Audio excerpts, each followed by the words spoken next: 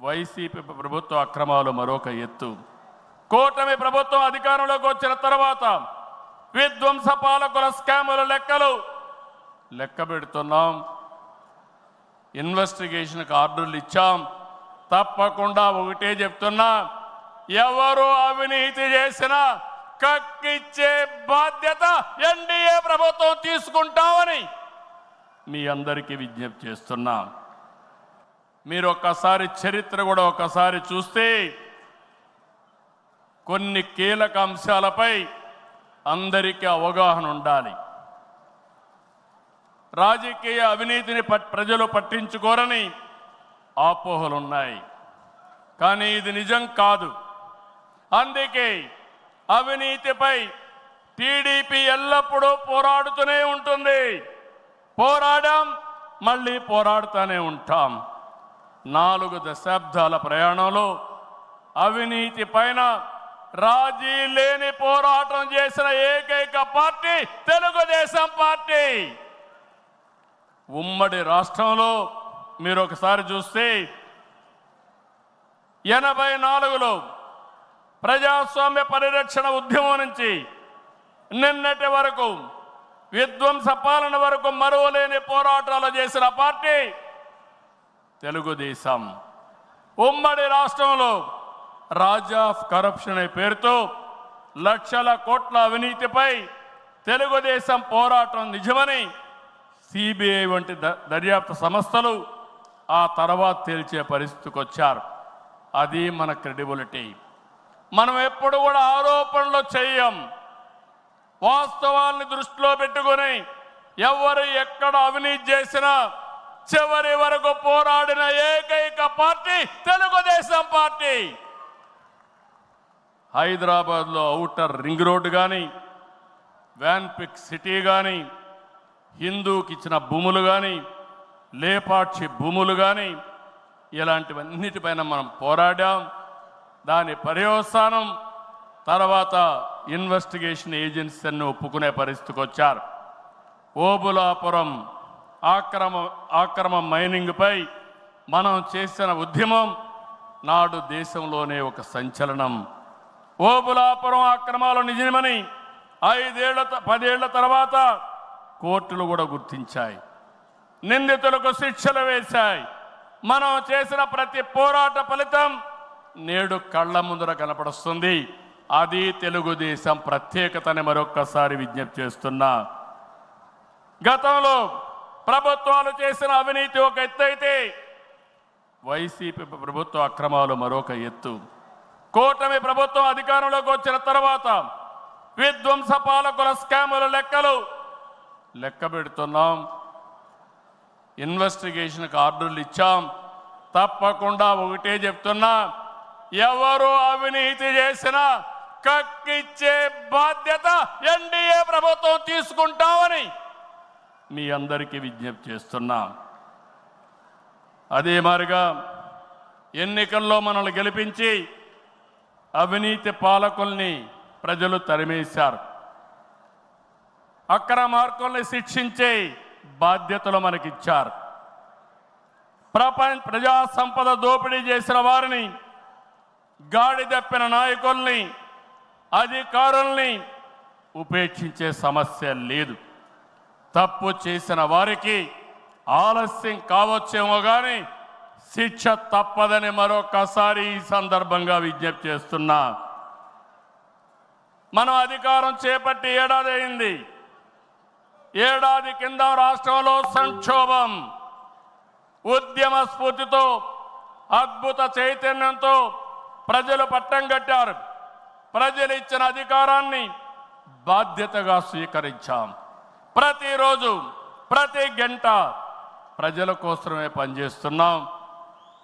ఒక మంచి ఆలోచనలు మీ అందరితో కలిసి ఈరోజు ఈ కార్యక్రమానికి శ్రీకారం చుట్టాం. అనుభవంతో, ఆలోచనతో, కేంద్ర సహకారంతో కూటమి ప్రభుత్వం బీజేపీ జనసేన సమన్వయంతో ఒక్కొక్క ఇటుక పేర్చుతూ రాష్ట్రాన్ని నిలబడుతున్నాం. 1947లో దేశానికి స్వాతంత్రం వచ్చిన తర్వాత దేశ ప్రజలకు స్వేచ్ఛ వచ్చింది. 2024లో కాంగ్రెస్ పార్టీని చిత్తుగా ఓడించిన తర్వాత ఆంధ్రప్రదేశ్ ప్రజలకి స్వాతంత్రం వచ్చింది, స్వేచ్ఛ వచ్చిందని మరొక్కసారి విజ్ఞప్తి చేస్తున్నా. అయితే ఈరోజు మనం ఒక్క విషయం గుర్తుపెట్టుకోవాలి. ప్రజల్లో అశాంతి పోయింది, ఎవరు ఏం చేస్తారో అని అలజడిపోయింది. కూటమి పాలనతో ప్రజలకు స్వేచ్ఛ వచ్చింది. నేడు ప్రతి ఒక్కరు కూడా భద్రతతో భరోసాతో బతికే పరిస్థితి వచ్చింది. ఎన్నికల ఫలితాలతో చీకటి తొలగిపోయింది. భవిష్యత్తు పైన ఆశలు పెరిగాయి, యాస్పిరేషన్స్ పెరిగాయి. మన కోట్లిచ్చి గెలిపించారు, తిరిగి వారి జీవితాలు బాగు చేస్తామని మన మీద ఆశలు పెట్టుకునే పరిస్థితికి వచ్చారు. అందుకనే మీరు ఒక్కసారి చూస్తే రోడ్లు, మౌలిక సదుపాయాలు, వ్యాపారాలు, పెట్టుబడులు, ఉపాధి, ఉద్యోగాలు, నోటిఫికేషన్తో అనేక కార్యక్రమాలకు శ్రీకారం చుట్టాం.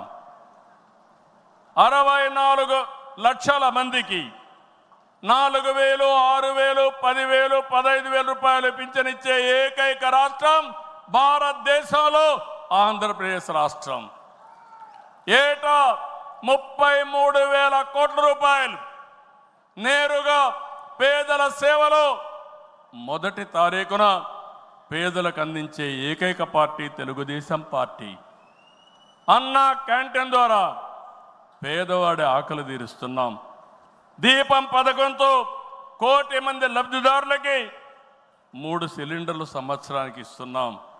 ఉచిత ఇసుక, మత్స్యకారుల సేవలో ఆర్థిక సహాయం, అర్చకులు, ఇమాములు, మౌజములు, అదే మాదిరిగా పాస్టర్లకు గౌరవ వేతనాలు పెంచాం. ప్రజల్ని భూతమలా పీడిస్తున్నటువంటి ల్యాండ్ గ్రాబింగ్ యాక్ట్ని రద్దు చేశాం. డిఎస్సి నోటిఫికేషన్ ఇచ్చాం. మొదటి సంతకం పెట్టాం. మళ్ళీ స్కూళ్ళు తెరిచే లోపల అందరికీ ఉద్యోగాలు ఇచ్చే బాధ్యత మనం తీసుకున్నాం. ఇది నెరవేరుస్తున్నామని చెప్పి కూడా నేను మీకు తెలియజేస్తున్నా.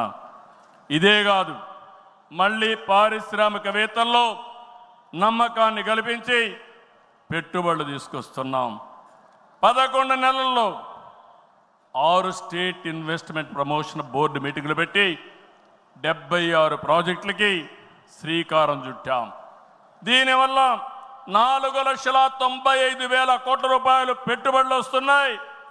4,57,000 మందికి ఉద్యోగాలు వస్తున్నాయని చెప్పి కూడా నేను మీకు తెలియజేస్తున్నా. ఇది ఒక పక్కన మీరు చూస్తే, నేను ఒకటే మీ అందరికీ హామీ ఇస్తున్నాను. మీ అందరిని ఇంటింటికి పంపించి మన ఎన్నికల మేనిఫెస్టో విషయాలు చెప్పాం. సూపర్ 6 కూడా చెప్పాం. ఎవరు ఎన్ని మాట్లాడినా, ఎన్ని ఇబ్బందులున్నా ఇవన్నీ నిలబెట్టుకునే బాధ్యత మనదని మరొక్కసారి మీ అందరికీ విజ్ఞప్తి చేస్తున్నా. సమస్యలు ఉన్నాయి. 10 లక్షల కోట్ల రూపాయలు వారసత్వ అప్పు, 1,20,000 కోట్ల రూపాయలు బకాయిలు, ఏదైతే బిల్స్ మాత్రం బకాయిలు.